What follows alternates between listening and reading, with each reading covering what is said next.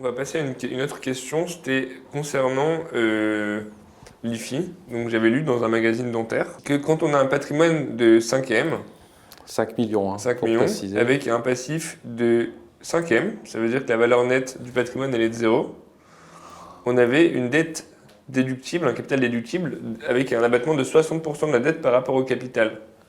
Donc j'aurais souhaité savoir, est-ce que c'était vrai? Alors moi, ça m'interpelle parce que les grands principes de l'IFI aujourd'hui, c'est un impôt sur la fortune immobilière.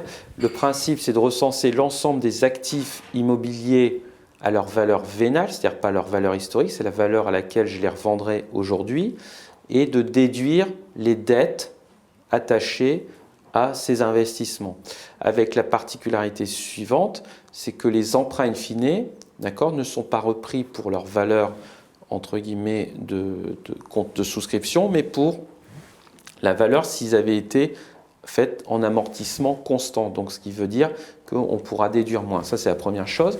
La deuxième chose, c'est qu'il ne faut pas oublier qu'on bénéficie d'abattements de 30% sur la résidence principale, qu'on peut appliquer des abattements sur ce qu'on appelle les notions de détention indirecte par le biais de sociétés civiles où on a des contraintes de cession et où l'administration admet un abattement de 10 à 15%. D'accord ?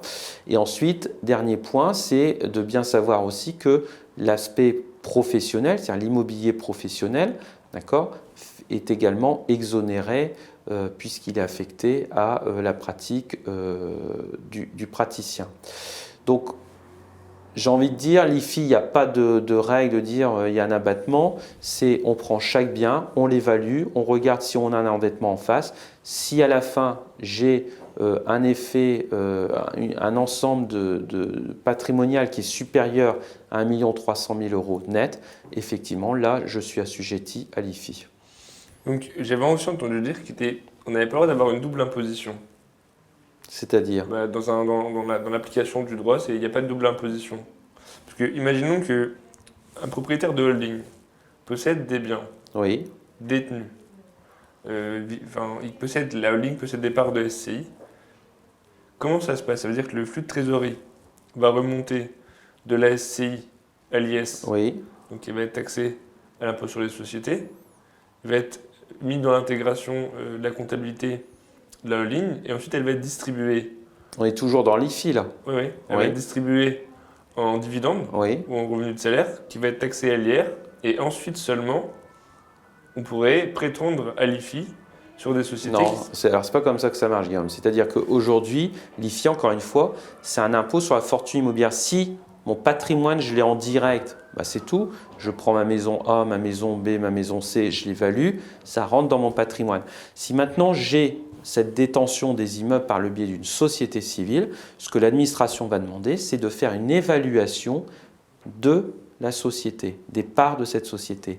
Et l'évaluation des parts de cette société, bah, c'est de faire ce qu'on appelle un actif net réévalué, c'est-à-dire que ma société, qu'est-ce qu'elle possède? Elle possède 3 bâtiments. On va additionner la somme de ces 3 bâtiments. On va rajouter éventuellement la trésorerie excédentaire. On va déduire les dettes, d'accord? Soit des comptes courants d'associés. En rapport avec les actifs immobiliers Bien sûr, dettes de comptes courants d'associés, emprunts. Et ça va déterminer une valeur de la part de ces sociétés immobilières qui sera reprise à l'IFI, comme au même titre que des parts de SCPI. Et si dans l'objet social des SCI, il y a d'autres éléments qui sont possédés, est-ce que ça va venir rentrer dans la considération, par exemple, je sais pas, des meubles ou des tableaux, des choses comme ça, est-ce que ça va modifier la valorisation? Ouais, c'est le cas. Je vais te donner un exemple tout bête, tu vas comprendre tout de suite. Par exemple, tu as un contrat d'assurance vie de 100 000 €. Dans les 100 000 €, tu as, je sais pas, 80 000 € sur des supports d'actifs financiers et puis tu as 20 000 € sur un support immobilier. Bah, à l'IFI, on va reprendre la valeur du support immobilier des 20 000 €. Par contre, on ne prendra pas les 80 000 € restants qui sont sur des supports financiers. Et la taxation, elle va quand même impacter le particulier. Bien sûr, puisque la taxation de l'IFI se fait au niveau de la personne physique sur son impôt personnel. Et donc, imaginons maintenant qu'il y a des places à Lille qui sont entièrement détenues. Ça veut dire qu'il y a des places à Lille qui sont entièrement détenues par des fonds de pension étrangers, oui, dans lesquels il y a des personnes qui bossent pour des sociétés internationales comme par exemple, je ne vais pas les citer, mais qui versent des dividendes à des actionnaires internationaux. Oui, Dedans, il y a des salariés qui sont par exemple payés au SMIC, oui. donc qui payent de l'impôt sur le revenu. La société va payer les dividendes des actionnaires internationaux et la société-là va payer l'immobilier. Est-ce que ces sociétés-là, qui sont possédées par des capitaux des fonds de pension étrangers, payent l'IFI? Non, puisque l'IFI est un impôt sur la personne physique résident fiscal français. Donc c'est la fin de ma question. J'ai une question maintenant sur les comptes courants d'associés. C'est-à-dire que quand une société fait des travaux, ça veut dire il y a des travaux qui sont réalisés dans une SCI et on vient impacter, en tout cas dans l'IR, les comptes courants d'associés et on met des comptes courants débiteurs. Ça veut dire que les associés ont des dettes, alors qu'il n'y a pas vraiment eu de flux de trésorerie entre les associés et la société, mais pour des raisons comptables, on vient impacter oui. les comptes courants d'associés. Et on se retrouve, alors qu'on a fait des travaux de rémunération, à avoir des dettes à une société. Donc ça, c'est quelque chose qui me paraît toujours assez incroyable. Donc je voudrais que tu parles de ça. Et ensuite que tu mettes aussi au fait qu'il y a une décorrélation entre la valeur intrinsèque du bien, c'est-à-dire voilà, on achète un bien par rapport à un nombre de points, par rapport à sa rentabilité, qui peut être décorrélé des travaux nécessaires, qui peuvent être demandés parfois par la municipalité ou par autre, de ce que les associés vont devoir. Ça veut dire qu'on va faire des travaux pour embellir la ville, parce qu'ils peuvent être demandés, qui vont impacter la rentabilité, mais qui vont aussi impacter les associés. Et pourquoi on fait ça? Donc, la logique de ces éléments-là. Alors, il y a plusieurs questions dans ta question. Souvent comme ça.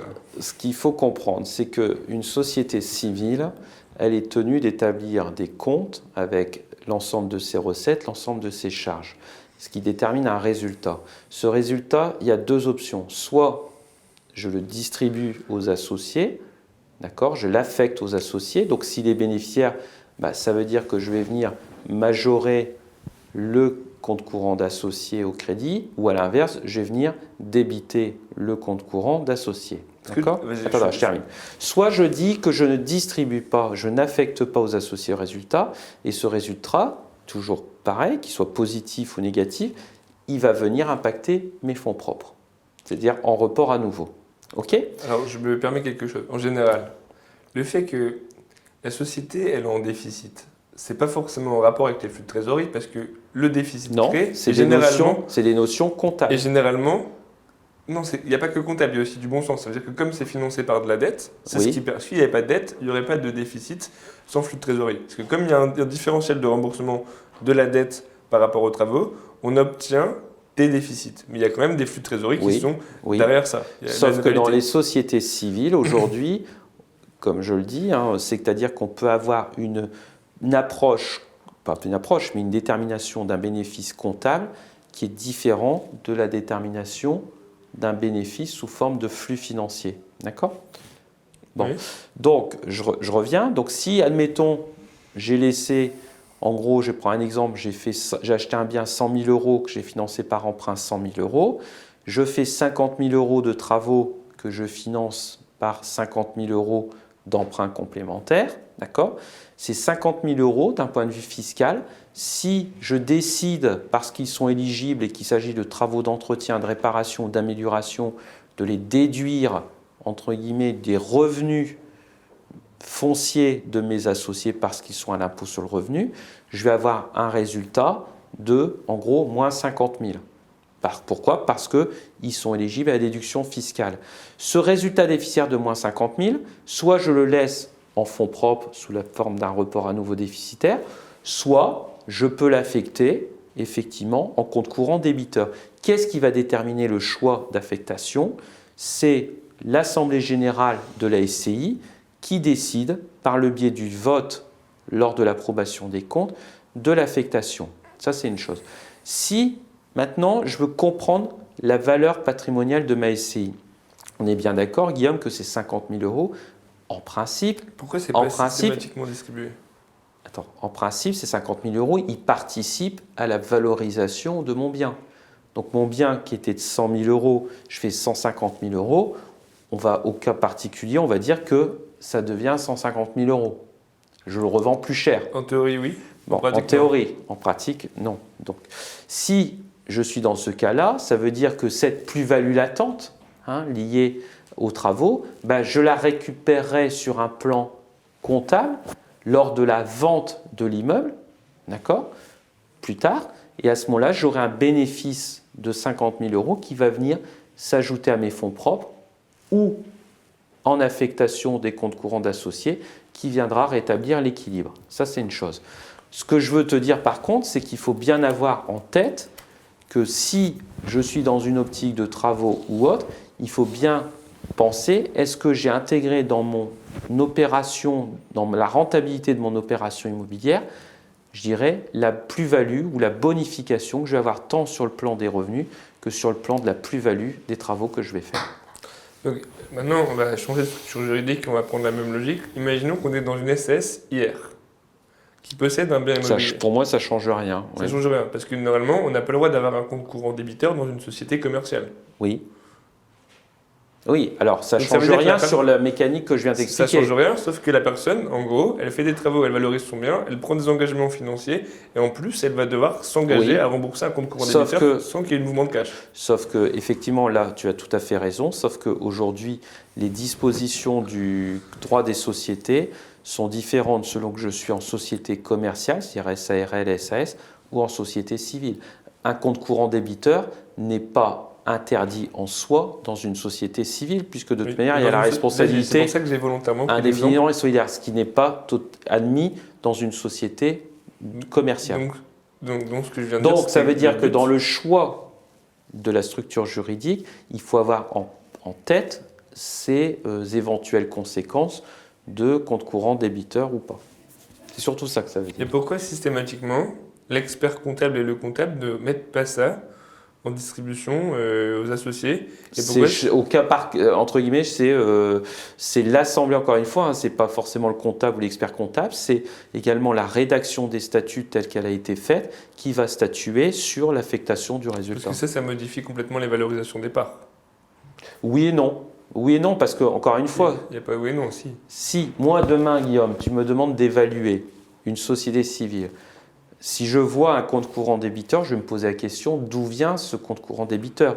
Est-ce qu'il est lié, entre guillemets, à des flux de trésorerie partant de la société vers les associés, c'est-à-dire des vrais virements bancaires, ou est-ce qu'il est dû à des opérations d'affectation de résultats déficitaires liés à des travaux? Auquel cas, si c'est confirmé dans ce sens-là, ça veut dire que moi, je dois intégrer dans la détermination de la valeur de la SCI la plus-value latente que je n'ai pas dans les comptes historiques. Alors, je sais que c'est technique, mais pour moi, c'est évident, quoi.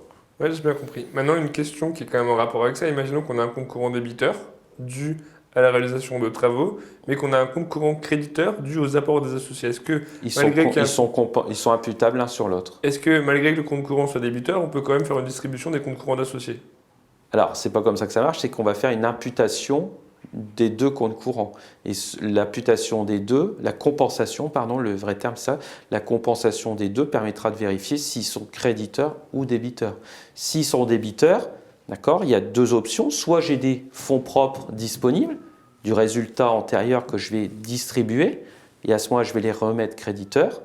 Soit j'en ai pas, d'accord, et à ce moment-là, effectivement, l'associé, normalement, doit, entre guillemets, remettre la main à la poche. Mais dans le cas où on a un compte courant d'associé débiteur, oui, où il y a de la trésorerie, mais le compte courant d'associé est débiteur à cause de cette non-distribution et que les apports des associés sont créditeurs, eux, dans le compte courant d'associé. On fait une compensation. Donc dans ce cas-là, on est capable de reconstituer le compte courant d'associé, de faire un prorata et de distribuer. Oui.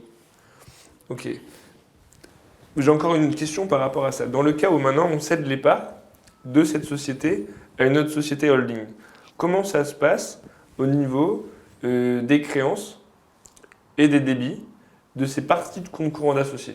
Alors, le compte courant d'associé est le prolongement de la détention des actions. C'est-à-dire que, Guillaume, moi je vais être très clair, demain tu me vends tes parts de société.